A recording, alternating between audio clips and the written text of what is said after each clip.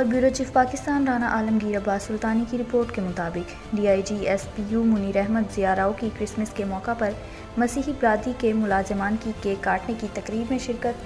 DIG SPU Munir Ahmad Zia Rao ने Christmas के मौका पर मसीही बरादरी के मुलाजमान की SPU हेडक्वार्टर मनामा लाहौर में केक काटने की तकरीब में शिरकत की और इन्हें मुबारकबाद पेश की।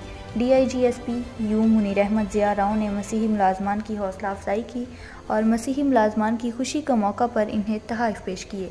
इस मौका पर DIG मुनीर अहमद ज़िया राव का कहना था कि महकमा SPU अक़लियती मुलाजमान के हक़ूक़ की अदायगी में हम वक्त कोशां हैं।